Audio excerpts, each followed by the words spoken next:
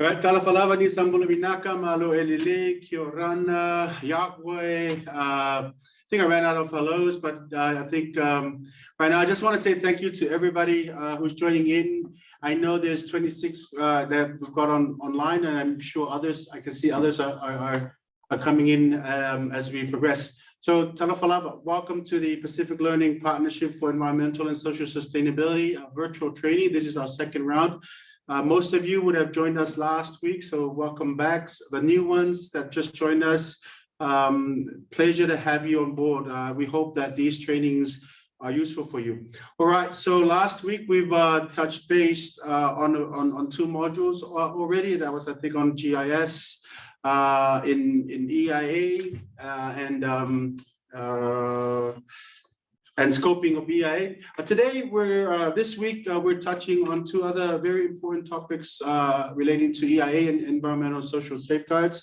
Module 11 is environmental social management planning using the mitigation hierarchy and severity probability matrix for sustainable development in the Pacific. Now, many of you have received the attached document, which has explained what this training is about.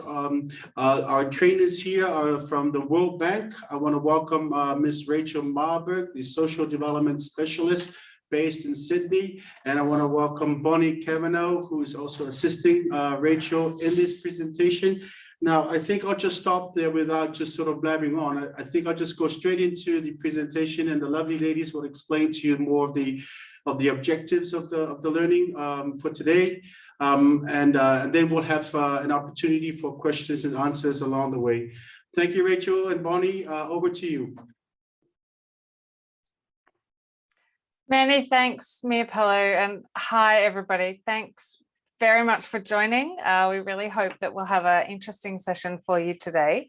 I'd like really to encourage you to involve yourself in this. Please ask questions, feel free to raise your hand, put comments in the chat, or simply just open your mic and ask questions. So Mia Pello will help facilitate this process and read your questions. But, you know, as much as possible, I'm interested to hear how things are working for you. And if you do have any questions about what we're talking about, or you have examples that you'd like to share, it's really great for you to be able to do that. I think while it's useful that, you know, we can share our knowledge with you, I would really like you to share your knowledge with us and everybody else on the call at the same time, because everybody has a different experience here and we all have something to contribute. So please feel free to share your info, you know, your thoughts, your questions, and any sort of examples that you might have. So as Mia Pello said, my name is Rachel. I will lead you through the first part of this presentation, and then I'm going to hand over to Bonnie. And what we are doing today is we're really looking at the application of the mitigation hierarchy and how that helps with planning, environment, and social sort of management. And then we'll look at a case study, a fairly brief case study, which is a real project example, a little bit adapted for this, but we'll hopefully have a little conversation about how the mitigation hierarchy has been applied in that case and what that's meant for the project. And then we're going to talk about the mitigation hierarchy as it relates to health and safety, because this is something that is really important for everybody. It's, you know, health and safety is a really big challenge in lots of places, and it's something that we want to demonstrate that the hierarchy can really help, you know, in terms of applying that to a range of situations. So Bonnie will take over when we start talking about health and safety. So as I've said, we'll do the hierarchy, we'll talk about a case study, and then we'll move on into OHS. So in terms of planning, the mitigation hierarchy is really a way of thinking and a way of applying and planning for managing environment and social risks. It's not an absolute set of rules. And so in that way, it becomes a really valuable tool because you're able to apply it to a lot of different situations, which we will describe today. It could be at the big program level, or it could be at the detail of a particular element of a project. So it's a useful way of thinking, and particularly when we're trying to avoid impacts as they come up. Now, it is referenced in the World Bank requirements. So we're not going to be running through World Bank policy today, because I think it's important to recognize that the mitigation hierarchy is really something that is very broad, very well known. I'm sure many of you on this call have already thought about this or applied it in your own life. It's not something that the bank owns per se. It's a best practice tool that is available for many users, but it is specifically referenced in the environment and social framework, which is the main E&S policy of the bank. And I just wanted to share that with you because it is something that we do use a lot in the bank, but I know that it also is in a lot of other policies. It's in the SPREP guidelines. Many of the laws and regulations that you all manage at a country level will also have reference to this sort of concept. So it's not really just about bank policies, but it is really aligned with best practice. And I think sort of at this stage, a lot of you who may well be more on the environment side versus the social side, you may be familiar with the mitigation hierarchy as it relates to biodiversity. I'd say that's its most common application, just in terms of language, particularly when we look at offset and compensation. So it is a very, very common tool in that particular space, but it's not confined to that. It can cover social, environmental, health and safety, any kind of range of issues in terms of risks and management planning. It is a valuable tool that we can use. So I'm sure that many of you will have seen a diagram like this before, but this is really a classic representation of the mitigation hierarchy. And what it talks about is that you do the biggest things first, and then as you sort of come down to the detail, there's less and less for you to be doing or thinking about, because the nature and the range of issues has been funneled down to only the things that you really need to manage. And that's the principal purpose of that, is that you avoid the risks in the first place. And that's why it's at the top of the hierarchy there. Anything you can do upfront in terms of planning for environment and social risk, if you can avoid it, then it means that you don't have to think about as many issues as we move down through these steps. So it is a really, really fundamental part of project design and project planning. That means, it has to be really considered right from the outset of any of the plans or programs that you're working with. As we move down, we want to reduce the impacts. So where we can't avoid them, we want to make sure that they're reduced to an acceptable level, so that we have something that we're working with that we can really tackle to try and reduce the impacts of this. Once we've reduced the number of impacts, we want to minimize each of those impacts as we go. But there may be some impacts where we're not really able to do that, so we have to compensate or offset. Biodiversity impacts, for example, you may want to have an offset area that is outside your project. For compensation on the social side, this would be where we're talking about relocating people, for example. Obviously, if you have to relocate people, you can't avoid it.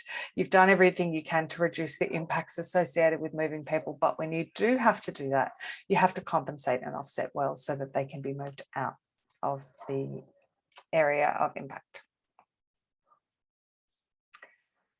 So I wanted to, before I stop and sort of we look at a couple of examples, I just want to talk about some of the tools that we might use at each of these stages, because that will have an impact on how well we can do this. But I also think it will help us usefully think about when we can apply the tool, because it may upfront is hugely important, but it may be something that you also do at a later stage as well. So in terms of avoiding impacts, these are design measures. These are location measures. These are sort of spatial extent. So if you know that there's an area of habitat importance, for example, if you can avoid it, it makes it much easier as we go through the process of planning and managing environmental risks than if we just presume upfront it can go on the top of that. So these are really measures that are upfront, and they're the big decisions that really affect how everything else will proceed going forward.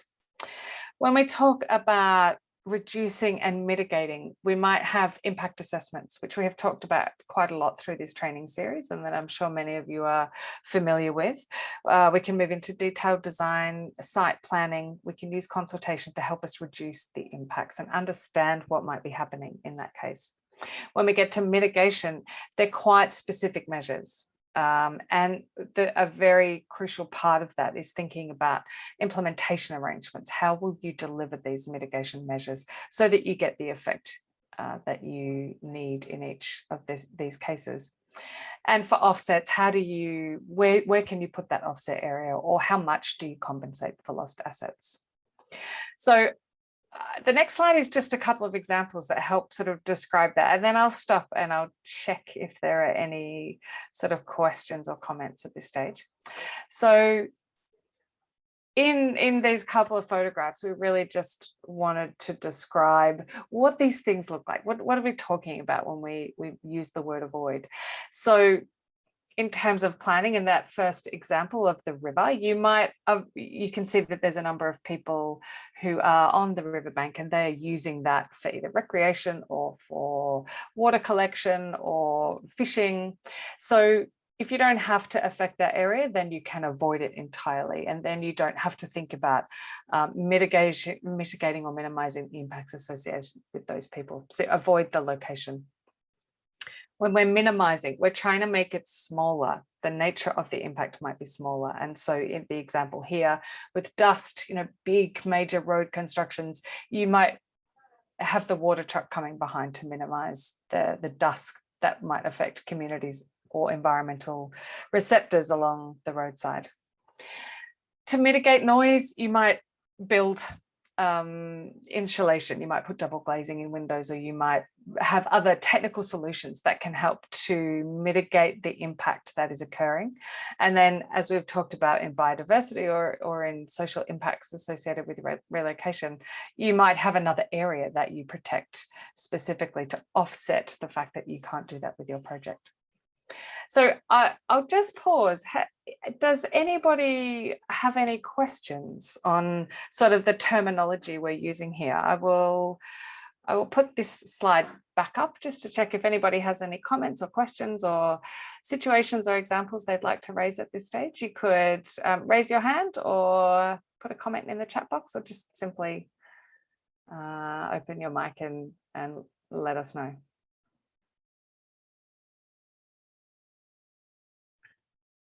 Yeah, thanks, Rach. That'd be great if please feel free to use the chat box, but it'd be great if you could come online and face to face and ask a question, or just simply share an experience that you've had with regards to what Rachel just mentioned.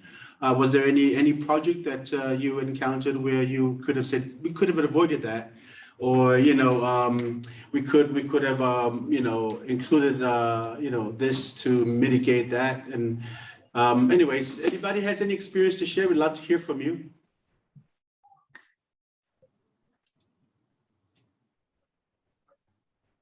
Bit quiet out there. All quiet today. I think right. You're all clear, I think. Great. All right. Look, I know that many of you have come across this before. So, we're really taking the opportunity to delve into any of it today. So there's plenty of opportunity to ask questions if you need to. So I think the reason, we're all here today is really trying to understand why this is such an important tool. It's a very simple tool. I don't think it's particularly surprising. I think it is a perfectly common sense tool, but it has really powerful effects, and ultimately it is known to have much, improved outcomes through this process, and its linkages with tools that we use for a lot of developments, particularly the environment and social impact assessment. It is a classic methodology within that tool that helps us describe the process that we're going through. I also think it's very valuable just sitting in a room talking to people, just to use this language and to have that imagery in your mind can be really valuable in terms of the importance of upfront planning and describing the reason why the big decisions matter sort of quite a lot in this process. It's also just a valuable design guide and a planning tool in terms of finalizing things. Remember, as I know all of you would experience, these projects and programs that we work on, they start as a bit of an idea and they get more and more detailed as we go on. But if we're applying the mitigation hierarchy right from the outset, we're really using this tool to its fullest and giving us the best opportunity for the outcomes that are sought to achieve through this process to actually materialize. It is a real time cost delay situation as well. If you get the siting wrong, I'm sure we all have sort of stories where you make a decision in the beginning and you go down the path for a little way and you realize that that decision is incorrect. You lose that time, you lose the money associated with that sort of planning process, and you realize that you need to sort of start again. So applying this really early on can help to minimize delays and future costs associated with more expensive mitigation or more a greater number of impacts that you need to manage through your process. It also just makes things easier because it focuses right from the outset on avoiding impacts. It's front and center, and it means that you're able to talk in a way that everybody is interested in. It is a good thing to be able to make sure that the projects we're all working on are positive and don't cause any sort of harm. And I think everybody is interested in that, but it's a valuable tool for people not in the environment and social space to help them understand this as well. I just wanted to stop and check if anybody else has any examples or any other reasons that they have used the mitigation hierarchy in the past. Is there any stories anybody wants to tell about disasters that have been avoided, for example?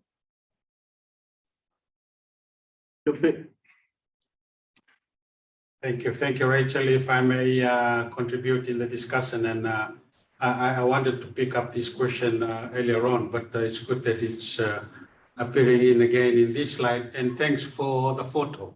The example that I would like to support this with is it's in relation to developments within mangrove swamps in the Melanesian country. And yes, and you raised the importance of the design. Sometimes developers comes in with fancy concept design of a particular development. When applying this process, then we can make good quick decision by readjusting the design because of the sensitivity of that location. In particular, scenario like in this photo, I went through some examples in Fiji where the concept is redesigned because of the value of mangrove. So that's one example I would like to share in this excellent discussion you're leading on, Rachel. Thank you. Thanks, Ratu. Just sort of chiming in, Rach, while we wait for others. I think most of the folks out there, they're involved either in EIA process, reviewing and making recommendations, analyzing the assessment, and the others are sort of our local project safeguards officers that are implementing the management plans and reporting back to us. So I think, in terms of putting in context some of the work that you're doing, if you're an EIA officer, they're not necessarily involved in sort of like in their mind, they're not necessarily involved in planning of a particular project where they receive an EIA report and they just process it through. But what I think is that you are actually involved, that is the planning process, is because a project cannot be finalized until the EIA license has been granted.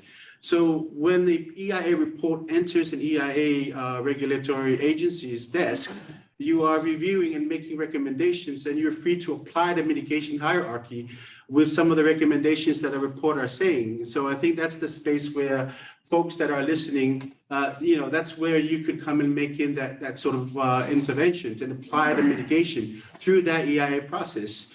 Whereas for us in the World Bank, in terms of our projects, when we apply that right from the beginning, after we do the environmental and social impact assessments and all the other instruments kick in, then we come up with our environmental management plan, environmental and social management plans. In fact, before that, the commitment plan, environmental and social commitment management plans, which inform the environmental and social management plans. So, and those all of those sort of kick in, and so the folks down at the ground level who's been told to sort of, these are your marching orders, this is what you do in terms of monitoring and implementing these plans. These are sort of, this is where that happens. Hey, so I just wanted to say that in terms of putting some context in, on the EIA and the safeguards space.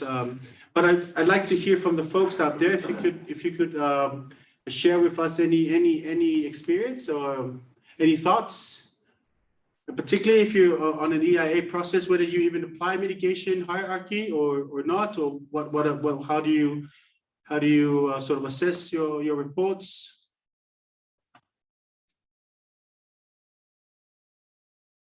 If I may, Mr. Moderator, just to again add into this good discussion we're having, when we look at the mitigation hierarchy, to me, hidden behind it is the importance of getting the stakeholder engagement in the whole process. And Rachel, I remember one example that I would like to share when we come to the offset, especially when we're dealing with land issues. That is a bit of challenge. Where we identify a land to act as a payback for the damages carried out by this development on this particular location. So they understand the concept, but to give in the land as an offset, again, you understand the system here in the Pacific, land ownership, cultural value, and all these things play a part. So hidden in this, Rachel, just to add on to your good discussion, is the importance of engaging stakeholders or public from the initial stage. Thank you. Excellent. Thanks, Richard. Thank you.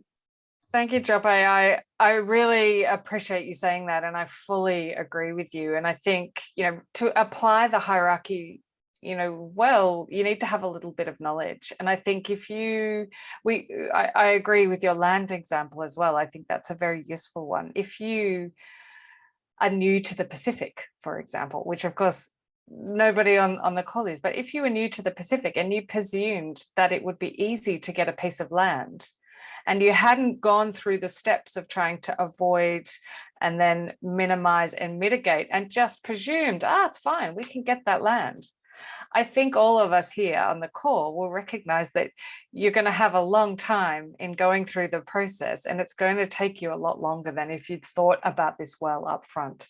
So I think the presumption, with a lot of projects, particularly where it comes to land, is that it's quite straightforward, but we all know that that isn't the case in the Pacific. So thinking about how to avoid land impacts, or how to use land in a particular way that means you avoid assets on those impacts, is a very, very valuable way of thinking right from the outset. And I like your point also, Mia Pello, on many of our colleagues here who are working sort of with regulators and are presented with a suite of mitigation measures. Implementing mitigation is, can be very difficult.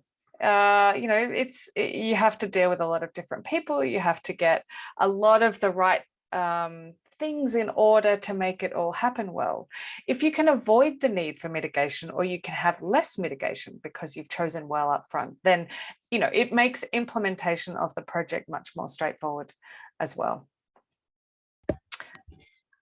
Rachel, it's Michelle on the call, and I'm listening in interested, but I just wanted to touch on some examples, or basically reinforce the importance of engaging with our stakeholders on these projects.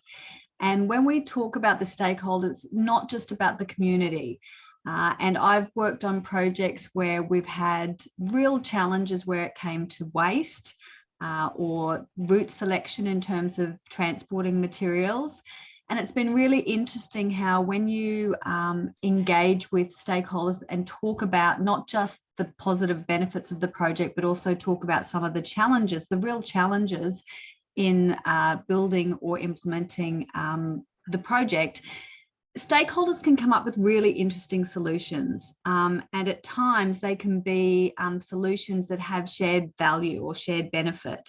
And, you know, it could be that we've got an opportunity to dispose of waste where at one point it may have been a cost or it may have been a real challenge, and all of a sudden it becomes an opportunity for another stakeholder to actually utilize that waste. So I agree that part of this mitigation hierarchy is really you know, engaging with our stakeholders and being quite not clever, but just being you know, a little lateral in how we think about some of the solutions to our problems. Great point. Thank you very much, Michelle. I appreciate thanks, Michelle, you sharing that. Yeah, I just, you know, that's very interesting, Michelle. Thanks for sharing that. You know, often when we go and talk about a project, we try and speak about the positive side of the project, because that's our mind says we need to say things, you know, we need to communicate the positive, but also the impacts as well that, you know, are very important. And I think early conversations with stakeholders would help very much to sort of understand each other's sort of positions and different levels of motivations around a certain issue. And I think having regular discussions as well in consultations helps very much to sort of ease and get folks on board, you know, on a particular issue. And, you know, what we want is to ensure ownership of a solution, a buy-in to a solution that is being convened on a consensus. So that was, you know, just wanted to chime in, but thanks for that comment, Michelle. Rachel, I think nobody has a comment. Would you like to continue, or? Yeah, I will. Thanks, Mapelli. So look, I know I touched on this in the introduction, but I just wanted to reference the fact that the hierarchy is kind of everywhere. When we're talking about good environment and social management planning, it will be in all the literature that you read. It's in many, many lender policies. It's in many of the laws that you are already dealing with, or it will be part of the impact assessment process that we you know, often see used right across the region. It's specified and discussed in the SPREP EIA guidelines, as well as the SPREP guidelines on biodiversity. And it's also included in the shared approach, which is a new document coming out from PRIF, which talks a little bit about how to do environment and social management planning. So it really is all over the place. And it's, as I said, a very simple methodology, but it brings a lot of benefits. And for that reason, it's considered best practice. So I wanted to talk about how we apply it, though, and I wanted to have a think about how to demonstrate its value, or where we can use it, the kinds of decisions where this is something that we can sort of tap into, depending on, you know, where you are with your project or your program.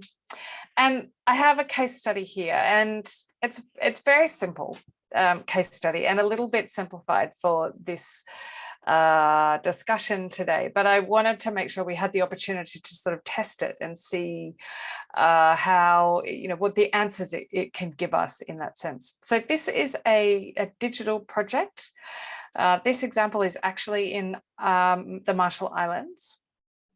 And it will improve internet connectivity in the country, but there needs to be some cabling that is associated with this, of course. So the main cable, it will go to the island, but then it needs to be laid around the main island. So that has a number of impacts, of course.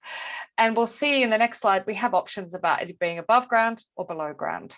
But what we're really trying to think about is the impacts associated with this. There'll be vegetation clearance, there could be impacts to housing or assets or trees, or it will get in the way, as construction does. It can be a little bit of a nuisance. So where do we put the cable to avoid impacts? Obviously recognizing that there are cost and technical constraints as well. So the cable has to go in a particular a loop, for example. It can't go in multiple different ways. So there are a range of constraints that exist sort of on every project. But what we have here is option one, which is where we we put poles in the ground and we string the cable between the poles.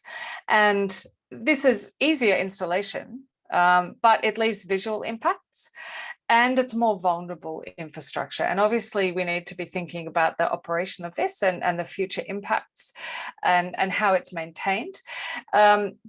Poles are perceived to be easier because it's just a simple pole. You can see the picture and I'm sure you are aware of what's in your mind, but there are then limitations or impacts associated with the cable as well. So we have to keep it clear of vegetation, for example. So it's not just simply the pole itself. In option 2, we can bury that cable and it helps us, avoid some of the visual impacts, and it will, be a little bit better from a resilience perspective and a maintenance perspective. But obviously it's going to take a little longer, and then the nuisance associated with the construction phase may also, it will be a little more difficult for people to manage.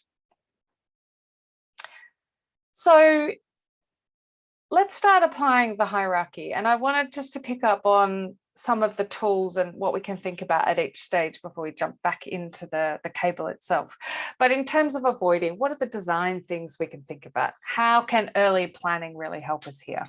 When we're reducing, how can we reduce the area that impacts would happen in? Or how can we reduce the number of people that might be affected by issues or associated with the project?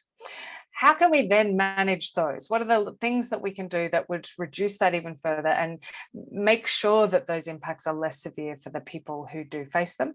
And are there any things that we need to think about from a compensation or loss of assets perspective?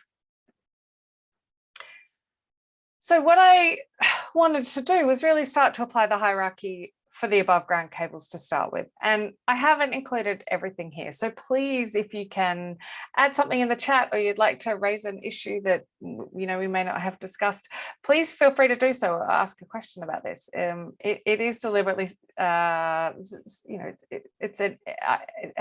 made the example a little easier, but there are many proper challenges here. So I'm really happy to hear from you. But when we talk about avoiding impacts for the above ground poles, we could put the poles on government land, for example, road reservations around the ring road that goes around the island. It's already in government land. So if we prioritize use of that land, we avoid the impacts associated with needing to tap into private land or buy or lease land from private landholders.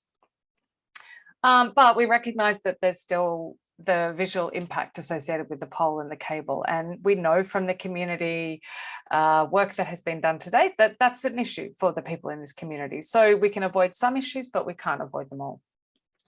When we move down the hierarchy and we start talking about reducing, we can also string the cable along those roads so that we're avoiding damage to trees or to housing. But again, we can't do anything about the visual impact associated with this, nor can we minimize anything associated with the maintenance and the resilience of that infrastructure, given that we'll be exposed to all weather conditions. So we can see that we can make things a little bit better, but we can't avoid the big impacts up front. For the household, so obviously we have the ring road and then we'll have a smaller cable that goes to the house. That's more cable. So we'll have to not just have that around the ring road, but we'll also have to have a connection to the house. So we are adding to the visual issue. Now, there are ways we could mitigate that by trying to coordinate the houses so that they only do this once and they have a single cable going to the house. But obviously that's quite hard to manage. It takes a lot of work to apply the mitigation measures. And we don't completely avoid the need to consider the land or asset issue. And so it may be that we put the poles or where you string your cable, it goes over someone's land, or we need to, prune their trees, for example. So it's definitely possible that we are in a compensate or offset sort of situation. Does anybody have any questions or comments on that example or the use of the hierarchy? Or can you think of things that we could also do in any of these boxes to minimize these impacts? Rachel? Yes. It's Malama from Samoa. I have a question. Like dealing with the hierarchy, do you have to separate social, mitigation from, environmental mitigation, or you consider them together? Malama, that's a really great question, because it sounds so simple, and it actually it very rarely is quite that simple. And I think you've raised a really good point about considering both. But often at that level, we might have competing interests. So you might have in this example where we have the fruit trees, where from an environmental perspective, that's okay, we can manage, there's other trees around, or we can avoid the trees for the poles, but we can't avoid them for the cable, and that has an effect on people's livelihood, for example. Or we have construction impacts associated with, it's just inconvenient when this is actually being built. That will have impacts on the social community, but we have to go through this short-term pain to get the benefit of improved internet, for example. So yes, it's extremely valuable to think about both, but we need to make priorities, I guess. When we're decision making, there's always a possibility that one will be more important than the other. But if you don't think about them up front, then it's very hard for you to make sure that you are managing and avoiding all the things that, starting at the top of the hierarchy and moving down. We need to be including the environment, the social, the health, the community, the consultation pieces, so that we're making informed decision as we move through the hierarchy. Does that answer your question? Is that helpful? Yeah, thank you. Thank you, Rachel. Are there any other questions on this one? That was a really great one. Yasi, I see you. It would be great if you can turn on your video, Ratu. Yasi, we'd like to hear from you verbally. Is that all right? I see Yasi. Okay, Yasi, do you have the chat? Can you open up the chat box? Yasi, can you hear us? Okay, so Yasi has a question on the chat box. How can we apply this process when it come across a heritage site? That's another great question. Thank you. We haven't really talked about some of those assets, but all those kinds of issues. But I think when we come across heritage sites, does anybody else what do we do in the first instance? Can anybody answer that question before I jump in?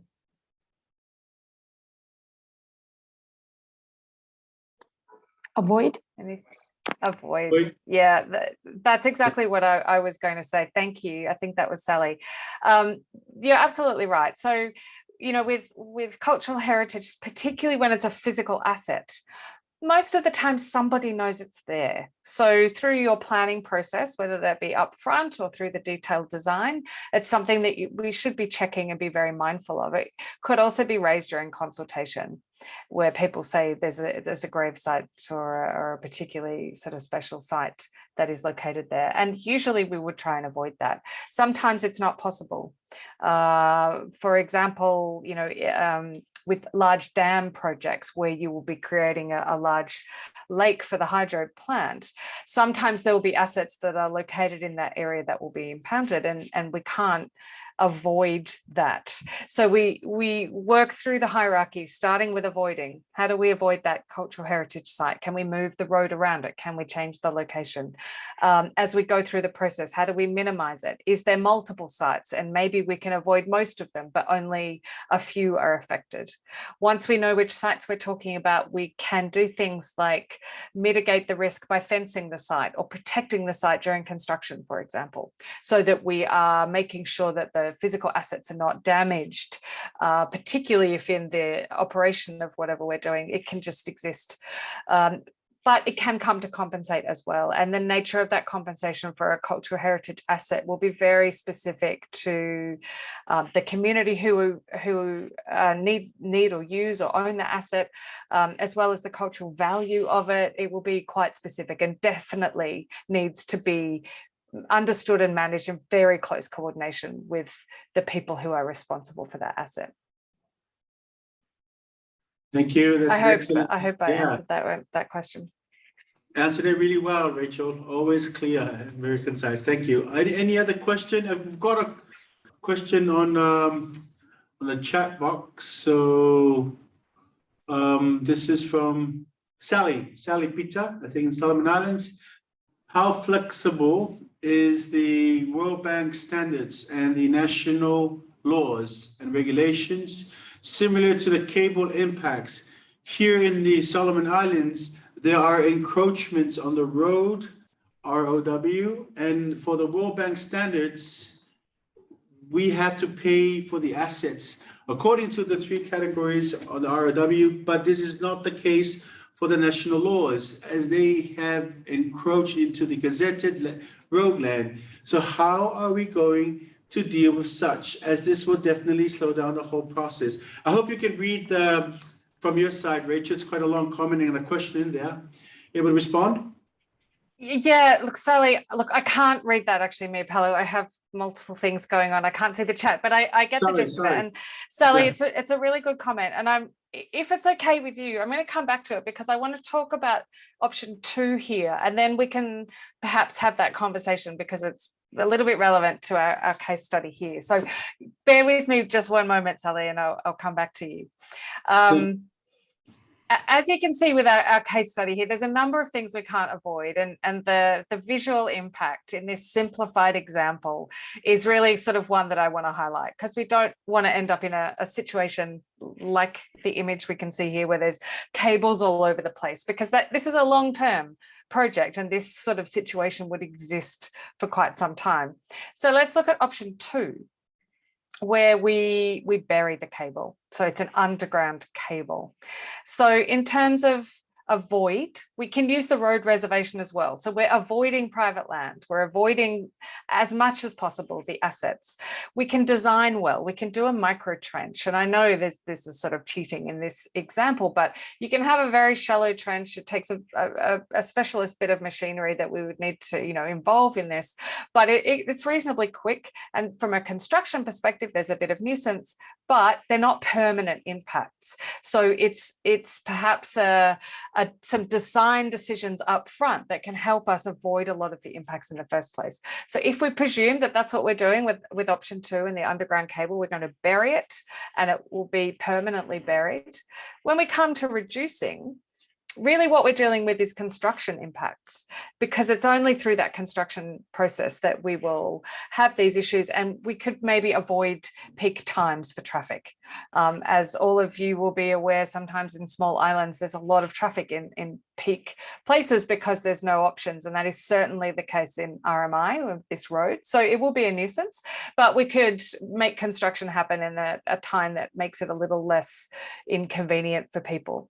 When we minimize, we can talk about how this can connect more easily to property, and we can consult with people to make sure they're aware of the construction impacts and how to avoid them in their own life. We can also make sure that access will be retained. So there's lots of different ways through the construction methodology that we can make sure people can still come and go to their homes and their businesses. Again, though, we can't absolutely guarantee this idea of compensation. And Sally, this comes to your question about what is in that road reservation, because we know this is a very common thing that happens all over the Pacific. There's a lot of demand for land and space. And so, of course, people will grow crops in a road reservation, or they might have a small stall, and they might just go about their business until a project like this comes along. And I take your point that the bank has standards and requirements for this. And I can't provide a completely neat answer, but I'll give you 2 examples. If you have crops in a road reservation, for example, and I can think very specifically of a project in Tonga where this was the case, if you can give people advance notice that they, most of the time people know it's not their land, they're just making use of it, which is fair enough. If you can give people advance notice and they can harvest their crops before you take the land, actually there's often a way that you can minimize the effect of the fact that you're going to clear their crops, and give them the opportunity to manage any impacts associated with that themselves, particularly where people know that this is the case, and particularly where it's going to be a construction impact rather than a permanent impact. So with a road reservation, you might have to clear it to build the road or to, resurface the road, but then in time, probably somebody will be able to come along and grow their crops there. So we may not pay compensation in that case, but we would want to make sure that this is well planned so that people can manage the impacts of this and they have time to adapt. If you had a small stall, obviously the cost, it's not just time and notice that you may need to move your small stall, and we want to make sure that people don't lose their income or are unable to feed their families because we're building a road. That would be improving one thing but causing more damage to another.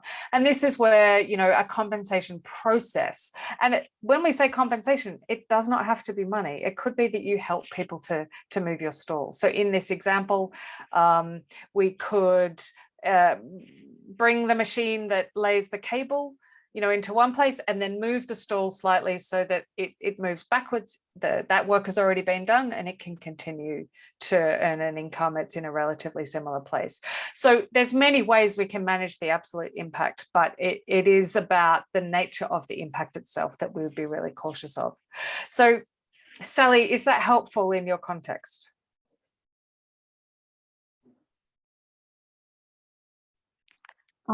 Yes, thanks, Rach. It is just a comment on the cost. Like you don't have to pay it in like money, but for relocation, we need money to relocate all those, like the asset or whatever, for the affected person. So it will fall back on the government, and if it doesn't budget it for in the ministry's budget, then that will fall back on the project and that would delay further. Yeah, thank you, Sally. I fully understand that. It's a scenario that we do see. Firstly, avoid. And this comes back to the hierarchy, but it's also the first rule of resettlement is that you don't do it unless you need to. So we have to make sure that it's essential and then it has to be planned. And to pick up on that, there will be a future session on the bank's resettlement requirements. So Sally, I haven't got the date on me. I'm sure we can find out and let you know, but Joyce, who I know you know, and Rebecca will be leading that session as well. So there will be a specific space to talk about that issue too, but it does come up in many places. Thanks. So I just want to quickly, thanks, Sally. I just wanted to quickly go back to the case study here because I'm trying to demonstrate that when we think up front and we're able to think about that design, we have been able to avoid a really big problem here in terms of the visual impact of this. So here's what things can look like after construction.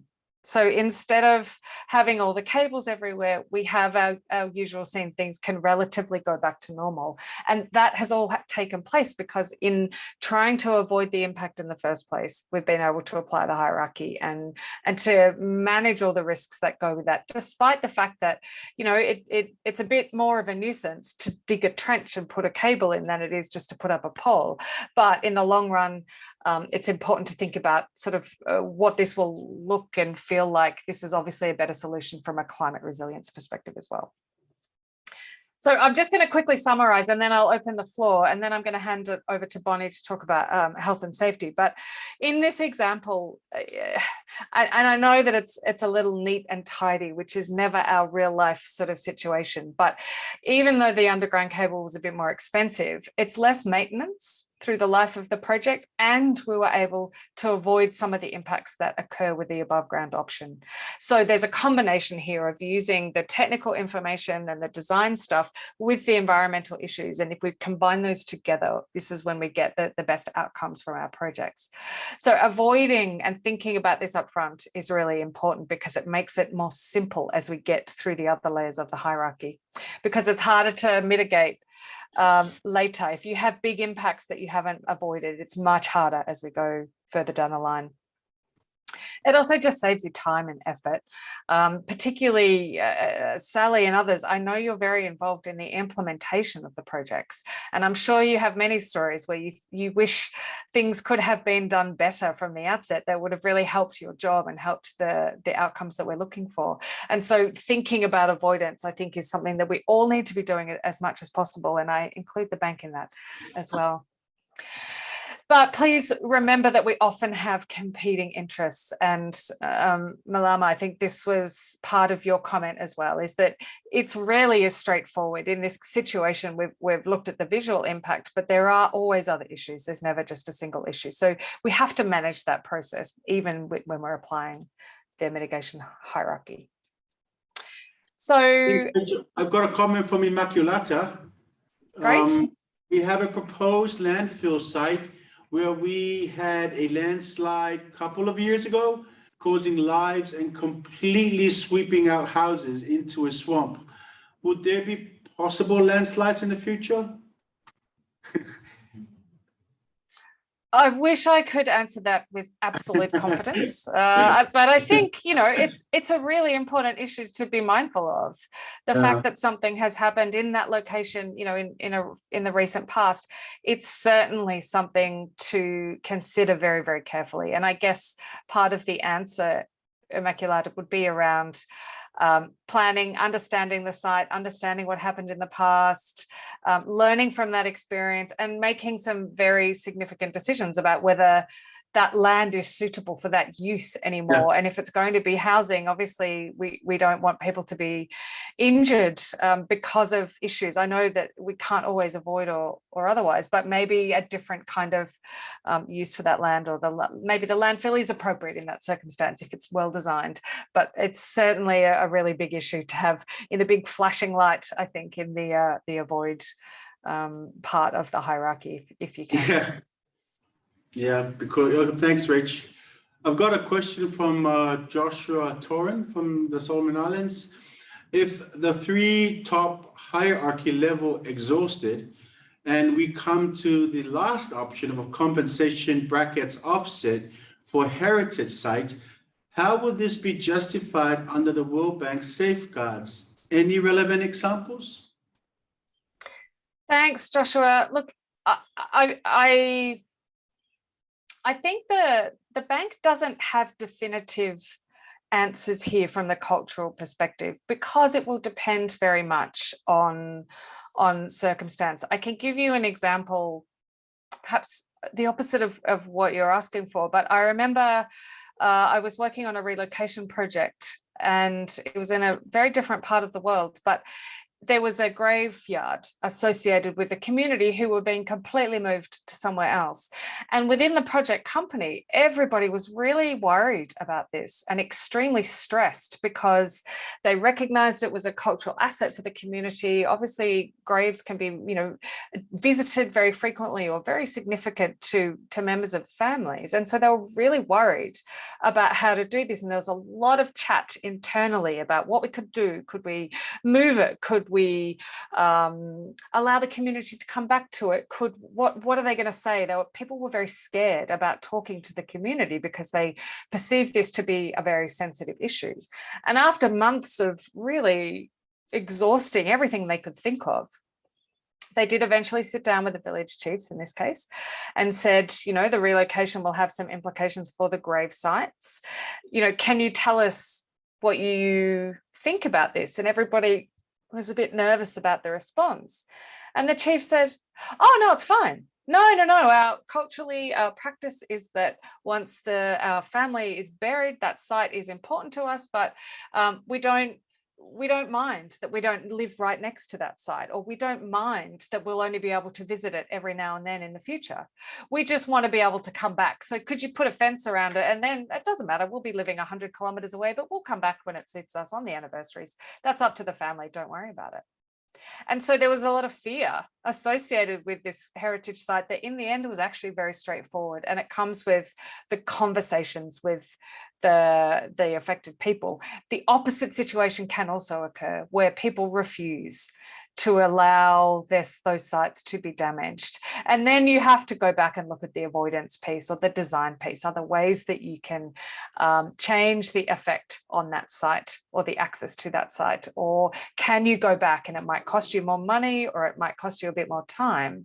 But there are situations where those sites are considered so important that people will not provide permission for that to be damaged. So I know that that's not an absolute answer, but I think communicating with people is absolutely crucial.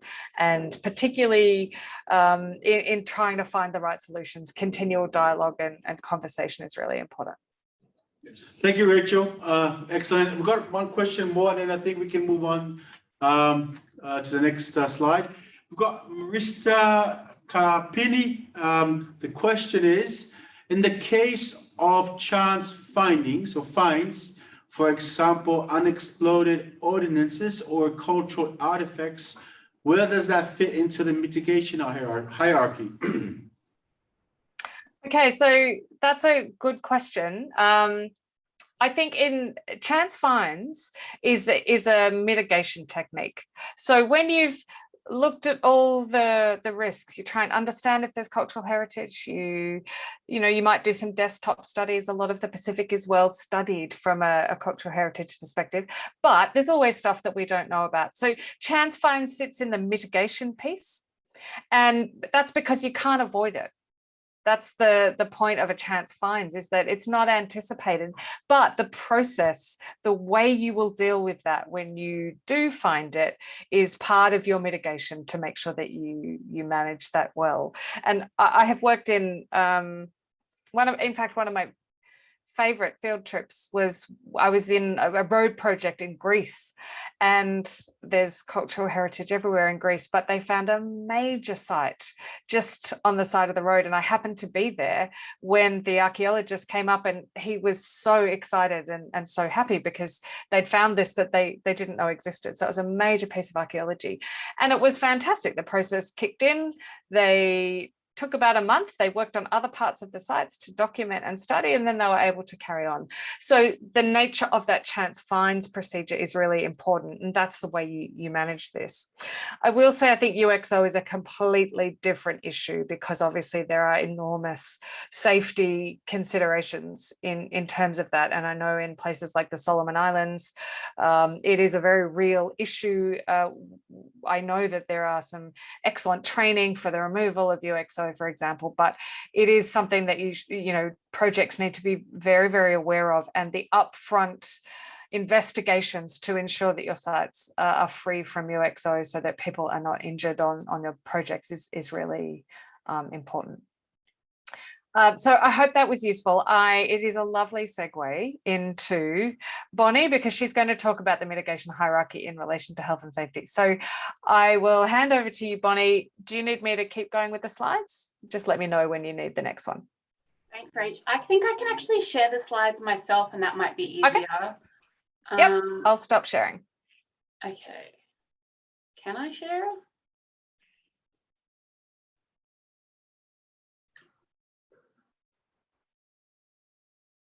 Can you share, Ronnie? We just made you co-host.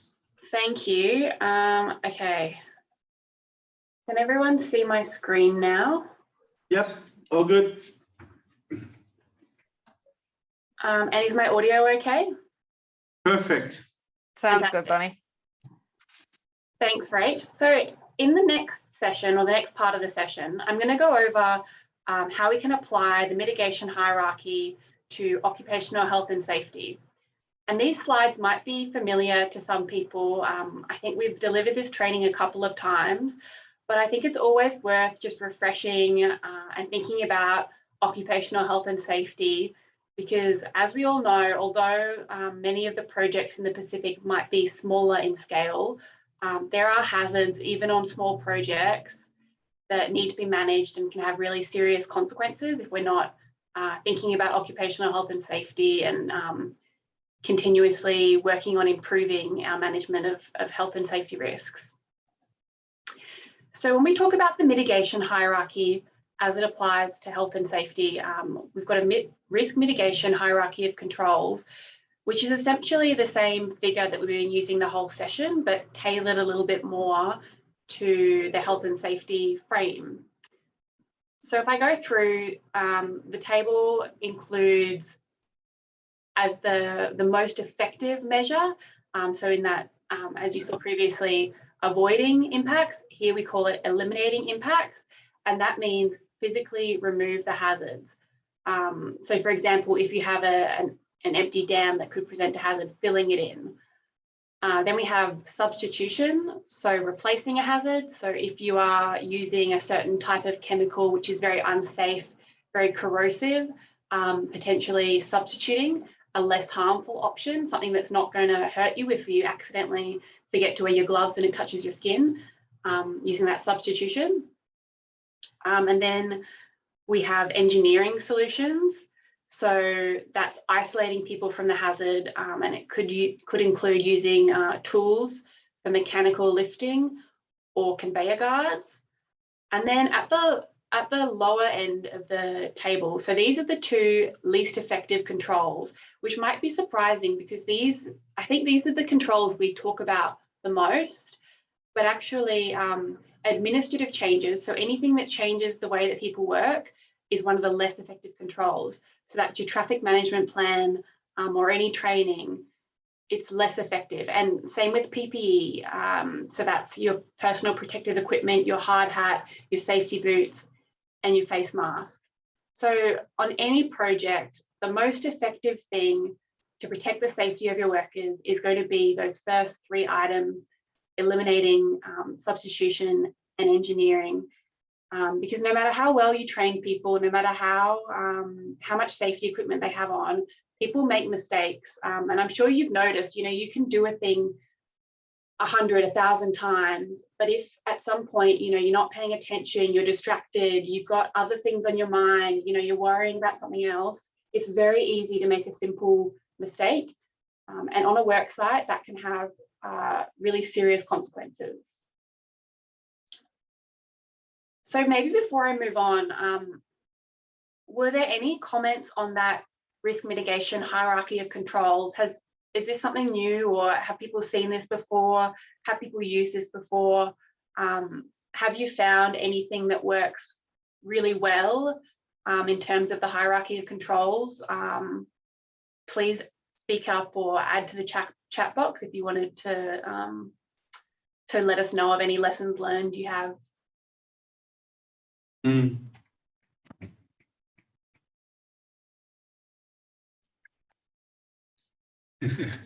Oni. Hi, Balama, please go ahead. Hi, it's Malama. I'm just curious about the colors of the, do the colors indicate anything? The colors, it's I didn't produce this figure, so I don't think so, but I guess you could think that blue safest, and then gradually upgrading to orange, the least effective. So I guess maybe they do mean something. Yeah. Anybody else? No takers, Bonnie. No worries. My colleague here, Ratu Jope, has a comment or question, please. Bonnie, thank you so much for the starting on this particular topic. My question is looking at occupational health and safety laws. Where does it fit in this mitigation hierarchy? The laws, occupational health and safety acts or laws? So that's a really good question. And I guess in a way, the occupational health and safety laws are overarching and can be used as a reference and a minimum standard. So I would say I would say they're even, potentially you could say they fall under administrative because they are, you know, an administrative measure. But I would think they actually could be seen to be outside of this and overarching, guiding the way you're working, and something you refer back to when you're going through this process. You know, when you're looking at elimination, you can refer back to your health and safety laws and see if they're, you know, if there's any guidance around, you know, if you're working around a dam, if you're working in those systems. Thank you, Bonnie. Yeah, thanks, Bonnie. And I think businesses also have to adhere to the national law. So I think whatever policy or regulation is in place as well. So I think that a lot of these, you know, and hopefully across the region, I think it varies. But I think the key is that, you know, if there is a law, it should, you know, it should sort of meld together. If not, then these sort of, you know, these are considered best practices, you know, that we apply in the workforce, just for people to apply the risk mitigation, the hierarchy of controls to basically reduce or address the risk to themselves and to the environment. Go ahead. We don't have any other comment, Bonnie. Thanks very much. Okay, I'll go ahead then. And I think that you've raised a really good point there. Obviously, you should always be referring back to your national laws. Although, as we know, in many locations in the Pacific, there's minimal or very little in the way of occupational health and safety laws. And in those cases, it is really good to refer to best practice where the legislative framework is less stringent. Thanks. So I'll move on. When we talk about risk mitigation, the objective of risk mitigation is reducing the probability primarily of an incident and also the consequences of a risk event to an acceptable threshold, and also defining an appropriate response. So you can see there we've got some measures to reduce the probability. So you can see there's it looks like an electricity substation, and there's a big fence, there's barbed wire, there's a big sign saying high voltage keep out.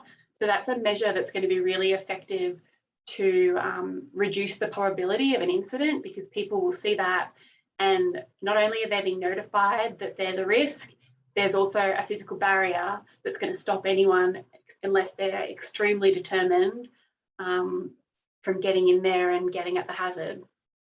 And on the right, we've got a measure that's looking at reducing consequences. So that's some firefighters doing a back burn. So they're going through and they're burning out all that scrubby vegetation in an area of bushland, so that if a fire does come through, it won't be as severe. It will reduce the consequences, and it won't burn as long, it won't get as hot, hopefully, and it can be controlled more easily. So when we talk about hazard identification, this is a really important factor in managing your hazards and risks on site, because often we find that hazards might not necessarily be identified early on until you have an issue. So for example, I was working on a project recently where the workers were constructing a building, and it wasn't a big building, but to finish off the building, those workers had to get up on the roof and do some work on the roof. Now, during the hazard identification process, they hadn't identified that actually once you're on the roof, you're working at heights, you know, they weren't going to be up there a long time. They only had a little bit of work to do while they were going to be at that height. And it just had been missed in the environmental and social management plans that risk existed. And therefore there were no mitigations in place to prevent an incident. And therefore, you know, someone was up on that roof and they slipped off and fell, and they could have hurt themselves really seriously. Luckily they didn't, but you know, we had completely failed to identify that that was a risk. That was something that was going to be happening on site, and that was a risk that we needed to be managing that could have had incredibly serious consequences. People die from falls like that all the time. You don't have to be that high to really hurt yourself. So when we're talking about hazard identification, there are a few ways that can be really, really effective to identify hazards. Now, the first one on this list is to have a workshop, a hazard workshop. And I would really, really recommend that this is something you try and use, because it can be really helpful to sit down with experienced people. You know, you might not be a person who's out on site all the time, but you can reach out to whoever. If you're working with a contractor, ask the contractor to come in and sit with you.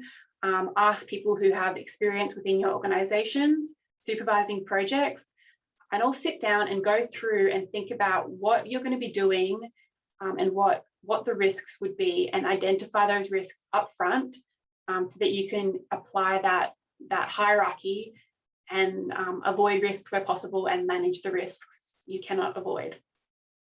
It's also really good to have workplace inspections. So that could be your regular audits, going out and having a look at what's happening on site.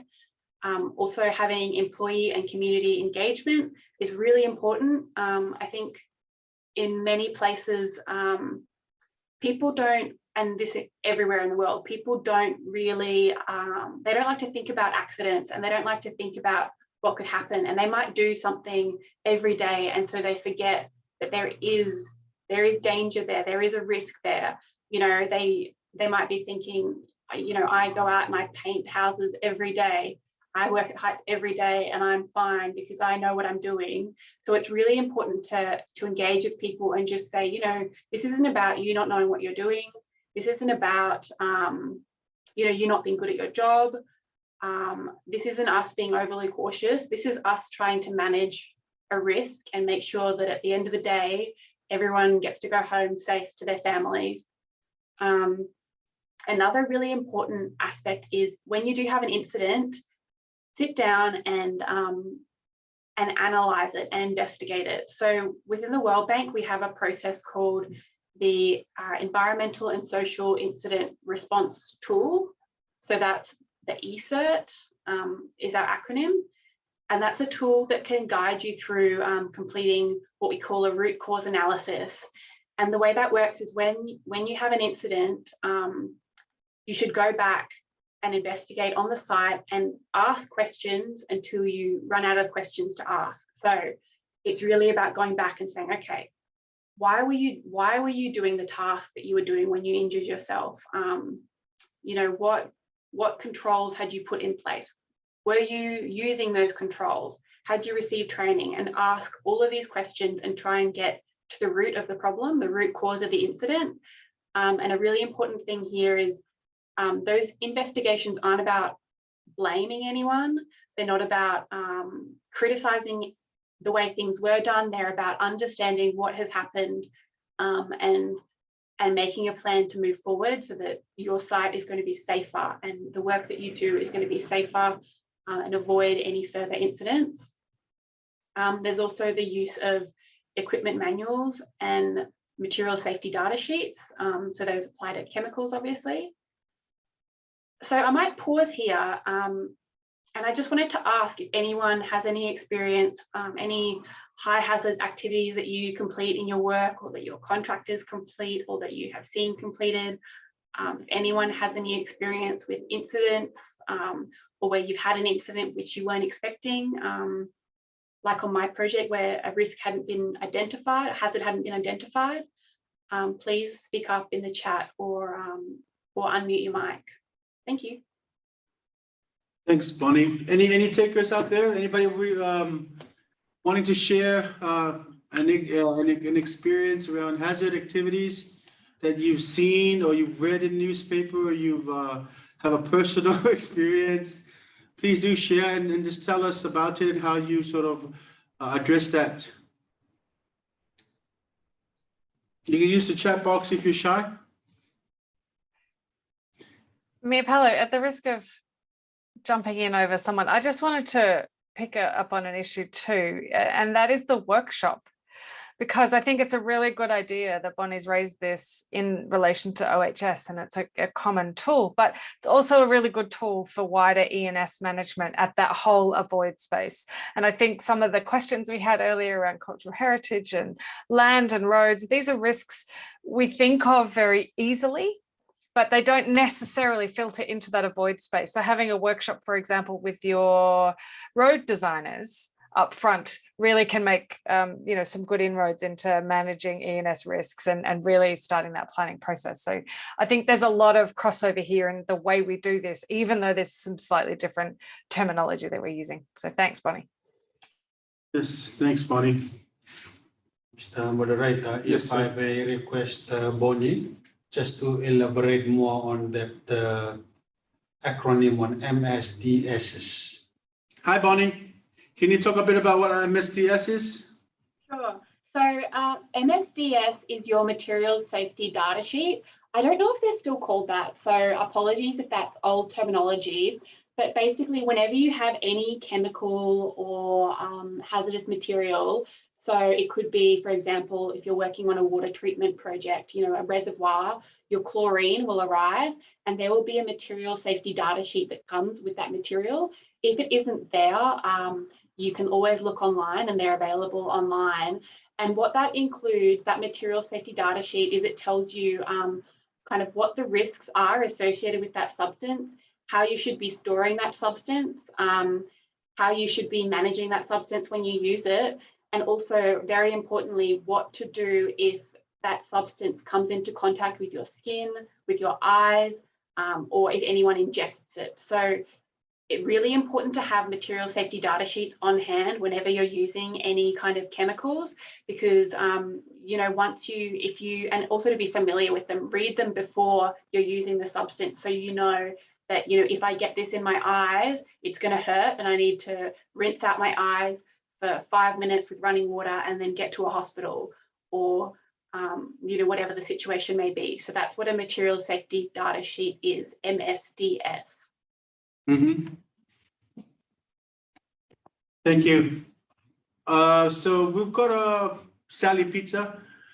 So when can use the root cause analysis within the mitigation hierarchy? Thanks, Sally. So I guess the root cause analysis, let me go back to our mitigation hierarchy so I can think about this. So the root cause analysis is really a response. So I guess the way that you would use the root cause analysis is you've been through the mitigation hierarchy, you've put in all of your measures and you've still had an incident. Then you complete your root cause analysis, you figure out what's gone wrong. And then when you begin the process again, or when you begin a new project, go through this, this hierarchy again and think about the results from your root cause analysis. So for example, the project that I mentioned earlier where we had a fall from heights, that project was already completed by the time we'd resolved that root cause analysis. But now we have another project coming up where there's going to be another building being constructed. And what we're going to do is we're going to talk about how can we use the findings of that root cause analysis, which were that, the contractor hadn't identified the hazard early on. So we'll have to think about that when we're using this hierarchy of controls. How can we use potentially engineering solutions? Potentially we can use some kind of scaffolding around the building if anyone has to go through heights. We can think about training, so that would be an administrative solution, and that's really where we implement the findings of the root cause analysis. Is that helpful, Sally? Bonnie, I could jump in a little bit there too, if you like. It's Michelle again. Sure. In terms of that root cause analysis, it's incredibly useful for lessons learnt. So where we're moving on to new projects and we want to capture lessons learnt, that root cause analysis is very important. But it can also bring out issues or concerns that really are not at all, haven't been considered in the planning or the design of the project. So for example, where you've got an issue on site that has caused an accident, it could go back to something like procurement. You know, so it's not necessarily always about OH&S. It could be about culture. It could be about costing, the procurement processes. So part of that root cause analysis is the consultation also around what's caused that accident.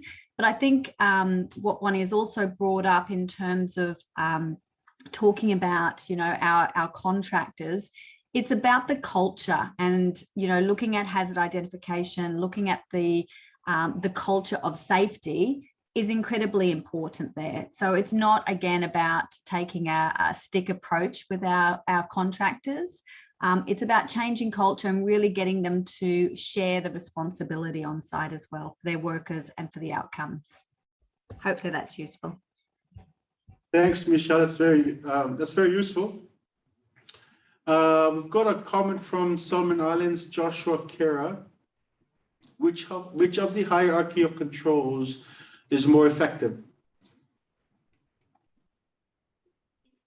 So when we look at the hierarchy of controls, the most effective thing is the top of the hierarchy. So if we look at the this little upside down triangle, elimination is always the most effective. So if you can eliminate a risk, that is always going to be the most effective solution, because it removes human error, it removes any chance from the situation. If you think about if you have a big hole on your site and you're worried people are going to fall into it, if you fill in that hole, risk is gone, eliminated. No one is going to have an accident by falling into that hole. So elimination is always going to be the most effective, and then they get slowly less effective as you go down through substitution, engineering, and eventually to admin, which is your training, and also PPE. Those are definitely less effective. Thanks. Thanks, Bonnie. Any other question? Or if anyone has any experiences on site where you've had an incident, it would be really good if you could share them. And as we said, this is purely for lessons learned and to help people implement the lessons learned on their project. This isn't, we're not going to try and criticize anyone for anything that happened on site. But if you have any experiences. Bonnie, I kind of like the question raised by Joshua Kara from Solomon Island, and I totally agree with you in your answer on the elimination. But when we look at the specific issues, take for example down the bottom where you talk about PPE.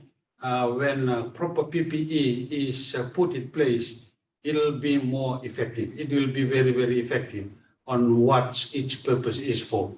That's another angle of looking at that question, is the issue that needs to be addressed. So that is just my contribution to the excellent question raised by our colleague Joshua. Thank you, Bonnie. Thanks, everybody. Anybody who wants to share their experience on this? We've got a question, I think, from Patrick Dissing. What if it's still in the consultation stages rather than the implementation stages that the employees or brackets consultants are put under risk? That is threats from the locals. Really good question, and we often, that's a very real risk on many projects. Now, even before you get to implementing your project, you should be thinking about worker health and safety and thinking about this hierarchy of controls.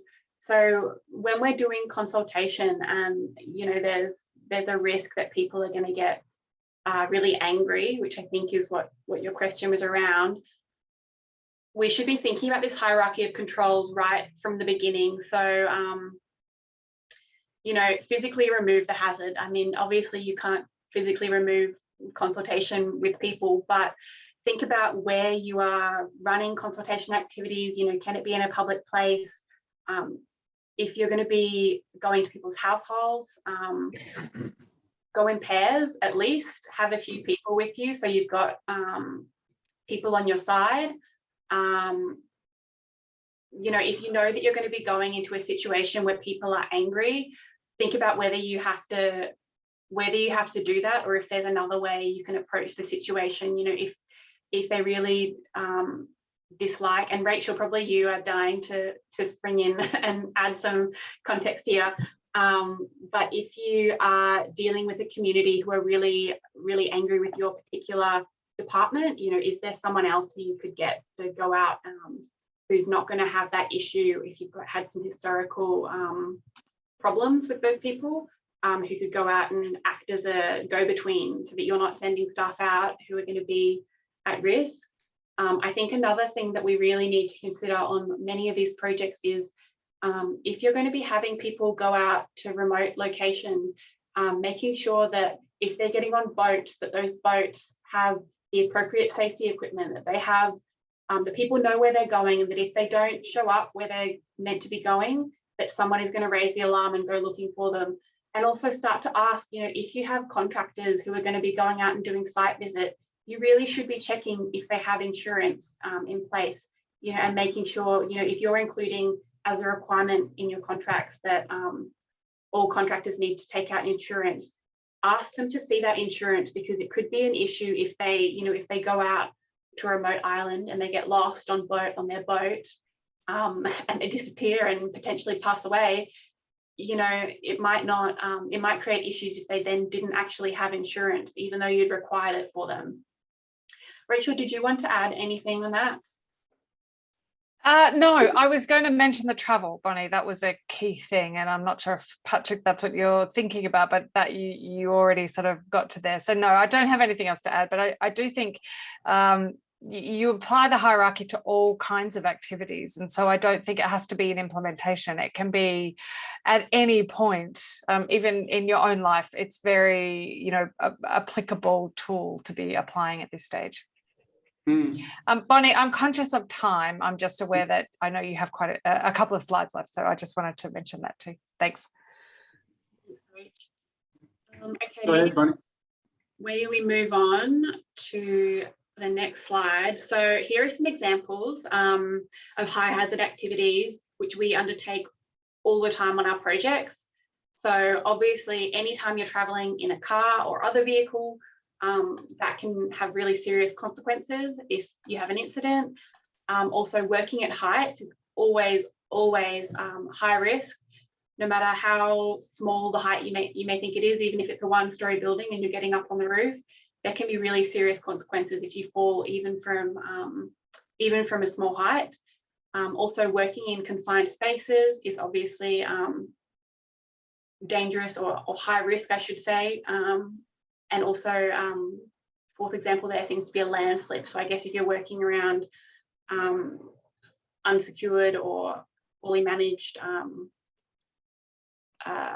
soil reserves, or also to be aware of natural disasters. You know, if you're going out to a location that's prone, I mean, obviously many locations are prone to natural disasters, but if you're going out to a small island during cyclone season, being aware of that and making sure you're managing that risk.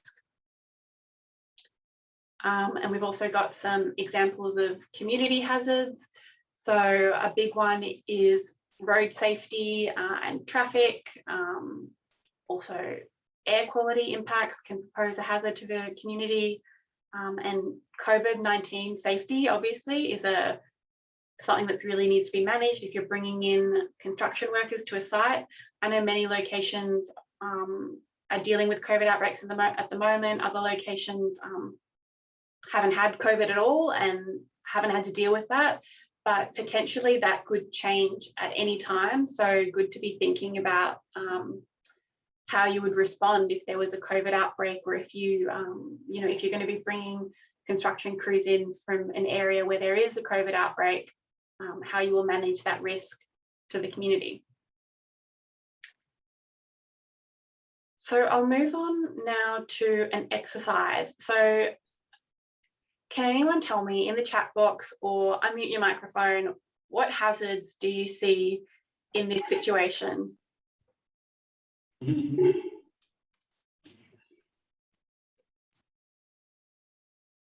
Lady on the phone by Rachel, sorry, folks are opting to message. Dress code from Sally Peter.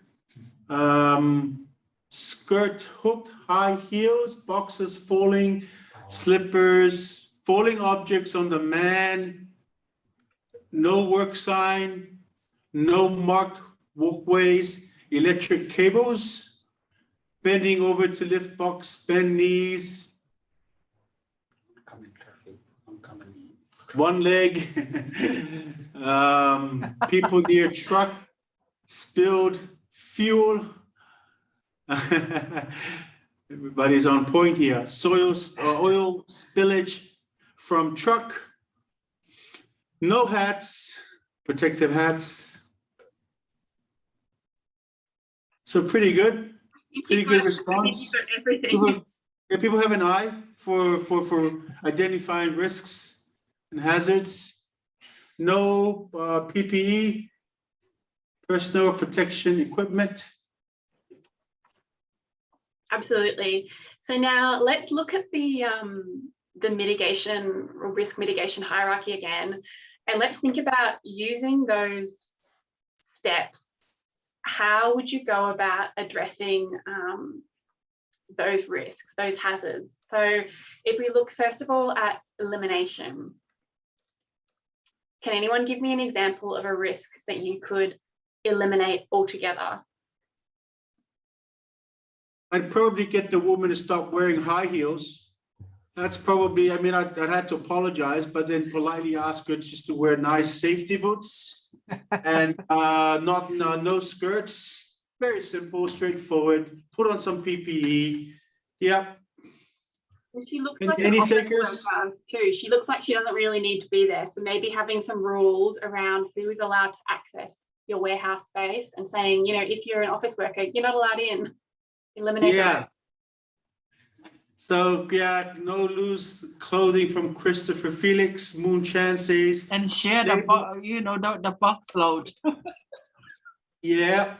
So no loose electric wires. Kisa Cooper from Samoa says there would be a great exercise to conduct with the contractor and supervisor before works implementation. I fully agree, and I think that goes back to Rachel's point about consultations and workshops and so forth. I mean, those sort of early contact conversations are very important. Provide training to workers.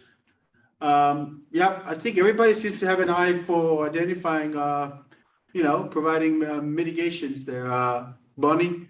Yeah, really good. And I think that's a really, really good point, that this would be a good exercise to do with your contractors.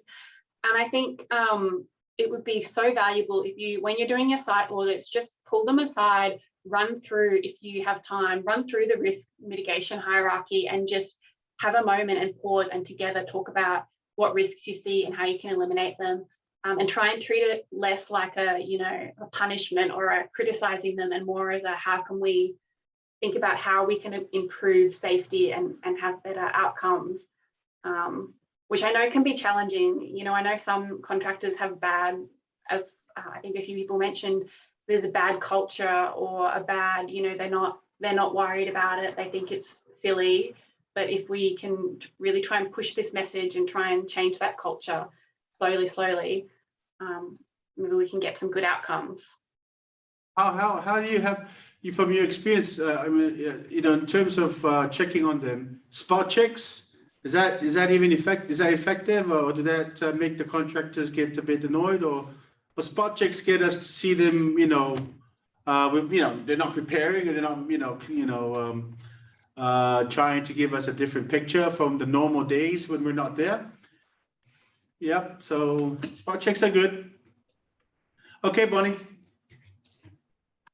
Thank you. Okay, I'll move on then. So we've gone through and we've talked about what controls we would implement. So I'll move on. Now, when we're talking about doing that risk assessment to identify your key risks, I think it's really important to engage employees at all levels, and also to engage community members to make sure everyone is involved, and make sure you can kind of use that as an educational tool as well as identification tool, making sure everyone's aware of what you're doing, why you're trying to manage risks, and also give them an opportunity to identify or let you know of any risks that they've seen and they've identified and they'd like to see addressed. So your risk assessment should inform the development of management plans and procedures. So really you should be doing, when we talk about having a risk workshop, you should be doing that before you prepare your management plans. Or potentially if your contractor is preparing a management plan, ask them to prepare a first draft and then ask them to present it to you. I know sometimes this can be hard because there are budget constraints. Contractors don't want to spend extra time on this if they don't have to, but I think it's really, really valuable, and it can also help cut down on the amount of time that they need to spend revising management plans. If they can draft the first draft construction environmental management plan and occupational health and safety management plans, and then sit down with various stakeholders, whoever needs to be involved, and talk through the risks and make sure they're all identified in those plans and procedures. And last of all, consider that hierarchy of controls and remember that your PPE and your administration and your training are the least effective measures. So, putting on the right PPE doesn't mitigate against a dangerous site. So, they have, obviously, PPE has a time and a place, training has a time and a place, and they are very important. But if you have hazards on your site, they are not going to protect you against those. There's better ways to avoid risks.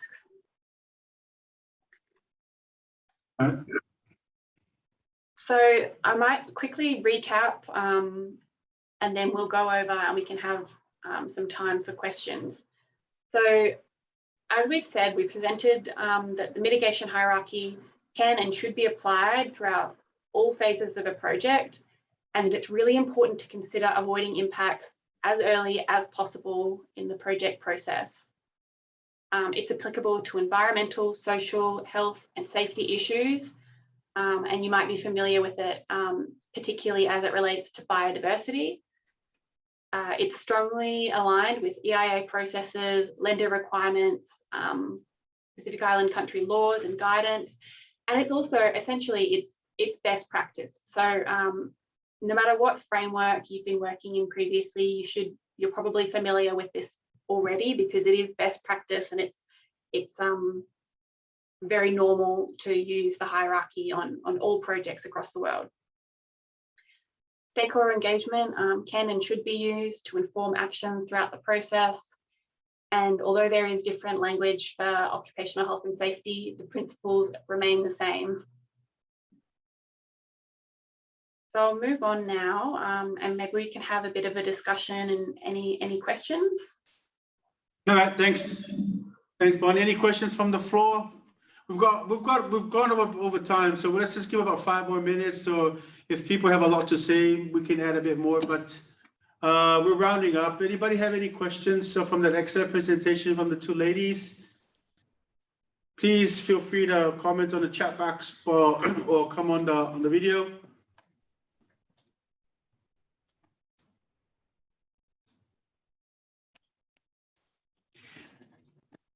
Hey, Bonnie, I think that it's funny, a lot of these things, we tend to focus too much on, like we focus on the absolute necessity to have these in place. But the goal is to preserve life, so people, personal injury or death doesn't happen. And that's something that I think is and that underpins the whole package here. So that employees are not injured or death or any other sort of disability that may fall on them because we haven't done a proper job planning out the risks and manage them accordingly. So I think for me, I like the way that Rachel says in the beginning, it's common sense for the mitigation hierarchy. I think as much as we should try our best with any project that we're involved in or any development activity that we're involved in, is to try and avoid an impact, a really significant impact. But if you can't, there are measures there in the mitigation hierarchy that you can apply to manage the various levels so that, things don't get out of hand. So it's very commonsensical, and I really like the way that Rachel sort of placed that right from the beginning. And you can apply that in the AIA process, whether you're an officer reviewing an EIA report, when you're looking at the mitigation measures provided to you. Most importantly is you should have a list of the environmental and social risks and impacts. And then apply that, the measures, the steps that Rachel mentioned, as well as your presentation, Bonnie, on the occupational health and safety and how to control these risks in the workplace. So, I mean, it's very commonsensical. They're very management oriented in terms of how to plan and how to address them and how to make sure that they don't happen. These risks do not materialize. I've got a question from Moon Chan. Would the hierarchy be applied after reviewing each performance report to avoid major disruptions and risks? Any takers? I'm happy to jump in on that one. I think it's a good idea. Just to revisit it, I do think it's a useful tool that you can use whenever it feels relevant to your project. But some of the big decisions may already have been made. So, there's always the avoid bit in some of the micro, but sometimes there's not. Once we've made the big decisions around the site of a project, for example, or the nature of the technology to be used, it's difficult to kind of move on from that sort of once you're in the implementation stage. But I do think it's a valuable tool always kind of to be thinking about and checking as you're going through. Are the mitigation measures correct that we're all implementing, or are there ways that we can go up a step in the hierarchy and avoid some of the impacts in the first place? So yeah, I think it's a very useful thing to think about sort of all the time. Thank you very much, Rachel. I don't see any other questions. And Moon says, thank you very much.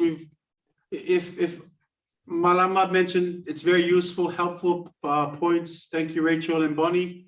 I think that's a good segue for me to thank you, ladies, on behalf of the community of our practice here under the PLP-ESS. Thank you very much, Rachel Marburg and Bonnie Cavanaugh, for your excellent presentation, for your time made available today. We thoroughly learned a lot. So let me thank you all and give you a round of applause. Thank you so much. So just a few housekeeping items before we close. Thank you to those who have completed evaluation online from last week's module 9 and 10. So same arrangements for this week, today and tomorrow. We'll send out, my colleague Jill will send out the link for the evaluation. I've got a very important message to everybody. Tomorrow's, we had a bit of a technical glitch with the Zoom link to register for tomorrow's session. If we have, I've sent you an email today just before we started today. If you could please look at that email and click on the new link that we are providing. And please, for those who have already registered, you need to re-register again. And for those who haven't, please just register. My apologies for that. It's just a technical glitch. These things happen, but I'm happy to, at least we were able to have time to have folks, to tell folks about it. So please do look at that email I just sent about an hour ago with the link to click on it. Other than that, let me thank everybody for today. Wish you well. We'll see you tomorrow. Tomorrow's session is on module 12, how to carry out a stakeholder mapping for engagement planning, a case study in the Pacific. Thank you very much. We'll see you tomorrow. Thank you, Rachel. Thank you, Bonnie. Take care. Bye-bye. Thank you, everybody. Bye-bye. Bye-bye.